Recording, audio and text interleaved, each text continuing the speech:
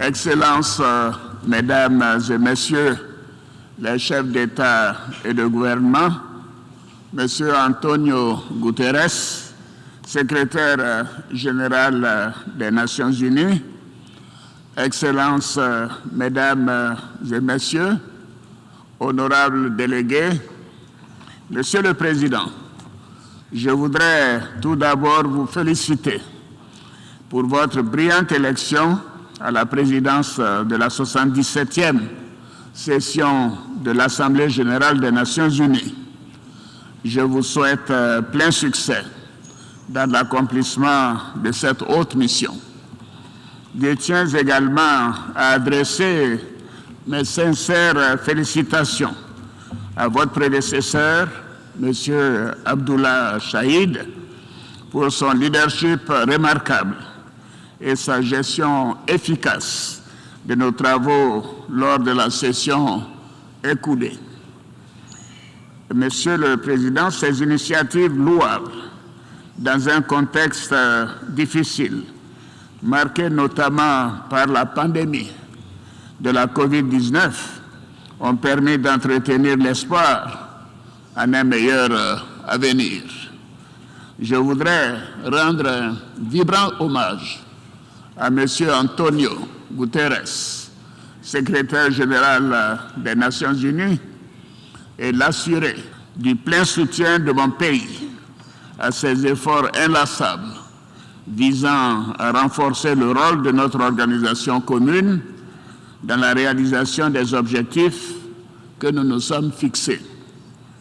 Monsieur le secrétaire général, tous mes encouragements vous accompagnent, notamment dans la mise en œuvre des propositions pertinentes contenues dans votre rapport intitulé « Notre agenda commun ».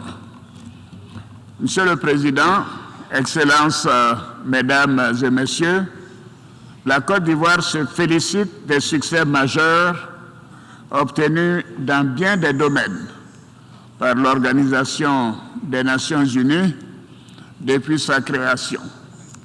Dans ce cadre, mon pays voudrait remercier le Haut Commissariat des Nations Unies pour les réfugiés, le HCR, qui a déclaré le 30 juin 2022 du statut de réfugié ivoirien. Je saisis cette occasion pour saluer l'excellente coopération entre le HCR et mon pays. Toutefois, la multiplication et la complexité des défis en matière de paix, de sécurité, de démocratie, de protection des droits de l'homme, la préservation de l'environnement demeurent des sujets de préoccupation. Je salue la pertinence du thème de la présente session qui nous invite à envisager des solutions pour relever les défis auxquels nous sommes confrontés. Monsieur le Président, Excellences, Mesdames et Messieurs, l'aggravation des tensions géopolitiques et l'émergence de nouveaux conflits internationaux mettent à mal la paix et la sécurité internationale. La guerre en Ukraine vient de nous rappeler que la paix est une quête permanente qu'il est impérieux de poursuivre sans relâche. Cette confrontation avec le risque d'un recours à l'arme nucléaire continue de fragiliser la paix mondiale et de plonger l'humanité dans des crises multiformes. Elle nous révèle encore une fois les limites de l'option militaire dans le règlement des conflits. C'est pourquoi la Côte d'Ivoire, qui n'a de cesse de prôner la coexistence pacifique, ainsi que le recours au dialogue dans la recherche des solutions aux différends entre les nations, tient à renouveler son appel à la cessation immédiate et définitive des hostilités en Ukraine. Cette guerre a de sérieuses conséquences économiques, financières et sociales sur les pays africains. En effet, la hausse du prix du pétrole et les difficultés d'approvisionnement des marchés en céréales et en engrais ont entraîné une inflation généralisée et une hausse des taux d'intérêt sur les marchés internationaux et un ralentissement de la croissance mondiale. Ainsi, pour plusieurs pays africains, ce conflit s'est traduit par une difficulté à financer leurs économies et une augmentation des prix des produits de première nécessité et même des cas de famine en raison de leur dépendance aux céréales et aux engrais en provenance d'Ukraine et de Russie. Cette situation a conduit le gouvernement ivoirien à subventionner les prix des produits pétroliers et le blé et à plafonner temporairement les prix de plusieurs produits alimentaires de grande consommation en vue de soutenir les ménages, notamment les plus défavorisés. Je salue la signature à Istanbul le 22 juillet 2022 sous l'égide des Nations Unies et de la Turquie de l'accord sur la sortie du blé ukrainien. Nous regrettons cependant que seulement 17% du blé exporté d'Ukraine depuis cette date ait été réservé aux pays africains. Face à ce constat, la Côte d'Ivoire demande à nouveau que la priorité soit accordée à l'Afrique dans l'application de l'accord d'Istanbul.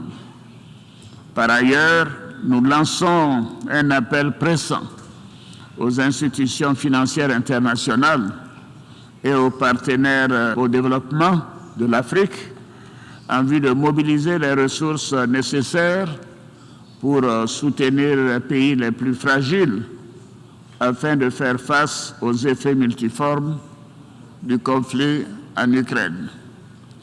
Monsieur le Président, Excellences, Mesdames et Messieurs, les opérations de maintien de la paix des Nations Unies représentent la manifestation tangible de notre action collective au service de la paix dans les pays victimes de conflits. La Côte d'Ivoire, qui a abrité l'une des plus importantes opérations de maintien de la paix des Nations Unies en Afrique, mesure à sa juste valeur le sacrifice consenti par les pays contributeurs de troupes afin de permettre le retour de la paix et de faciliter la reconstruction post-conflit. C'est fort du succès de l'opération des Nations Unies en Côte d'Ivoire, qui s'appelait l'ONUCI, et de notre foi aux valeurs de la Charte des Nations Unies, que mon pays a décidé de participer activement aux opérations de paix des Nations Unies, comme je l'ai déclaré devant le Conseil de sécurité en décembre 2018. Je me réjouis à cet égard de la participation de la Côte d'Ivoire à la mission multidimensionnelle intégrée des Nations Unies pour la stabilisation au Mali, la MINUSMA, et à la mission des Nations Unies en République centrafricaine, la MINURCA. Et je salue le professionnalisme des contingents ivoiriens déployés dans ces opérations. Je m'incline devant la mémoire des soldats ivoiriens morts pour servir la cause de la paix dans le pays frère du Mali, qui a résolument besoin de l'engagement de tous à ses côtés dans sa lutte contre les groupes terroristes armés. Malheureusement, dans ce contexte de lutte contre le terrorisme, 46 soldats ivoiriens déployés en qualité de 8e détachement de l'élément de soutien national, NSE, au sein de la MINUSMA au Mali, ils sont injustement détenus depuis le 10 juillet 2022. J'appelle à nouveau à leur libération sans délai. Mon pays encourage les autorités maliennes à concentrer leurs efforts sur la lutte contre le terrorisme et à mettre en œuvre de façon résolue les différentes étapes du chronogramme de la transition, ainsi que les réformes politiques et institutionnelles en vue des élections présidentielles prévues en février 2024 pour le bien-être du peuple malien. Monsieur le Président, Excellences, Mesdames et Messieurs, le terrorisme continue de représenter une menace majeure contre la paix et la sécurité internationale et un immense défi qu'aucun pays n'est parvenu à résoudre et à relever seul. C'est pourquoi nous devons renforcer nos instruments collectifs de lutte contre ce fléau et faire preuve de solidarité et de détermination. À cet égard, mon pays salue l'action déterminante de la France et de ses partenaires européens au Sahel et réitère son appel en faveur d'une plus grande implication des autres grandes puissances dans la lutte contre le terrorisme au Sahel et dans le golfe de Guinée, en soutien aux armées nationales, à la communauté économique des États de l'Afrique de l'Ouest, la CEDEAO, et bien évidemment à l'initiative d'Accra. Afin de contribuer à cet effort collectif, la Côte d'Ivoire met à la disposition des pays africains l'Académie internationale de lutte contre le terrorisme, structure basée dans la ville balnéaire de Jacquesville, qui forme à tous les métiers civils et militaires de la lutte contre le terrorisme. Monsieur le Président, Excellences, Mesdames et Messieurs, notre session se tient au moment où la crise énergétique consécutive à la guerre en Ukraine tend à compromettre les progrès et les avancées observées en matière de réduction d'émissions de gaz à effet de serre, notamment à travers un retour dans certains pays industrialisés à l'utilisation du charbon. Le temps, hélas, nous est désormais compté et nous devons agir vite et mettre en œuvre l'ensemble des engagements contenus dans l'accord de Paris afin de réaliser l'objectif de maintenir le réchauffement de la planète en dessous du seuil de 1,5 degré Celsius. Pour atteindre cet objectif, les pays développés doivent drastiquement réduire leurs émissions de gaz à effet de serre et honorer leur engagement de mobiliser 100 milliards de dollars par an en faveur des pays en développement. La COP27, qui se tiendra en Égypte, offrira, j'en suis convaincu, une nouvelle occasion de renouveler l'engagement politique de toutes les parties prenantes à contribuer au financement de la lutte contre le réchauffement climatique. Je voudrais indiquer à nouveau que mon pays respectera son engagement au titre de l'accord de Paris sur le climat et entend œuvrer à la protection de son patrimoine forestier et de sa riche biodiversité.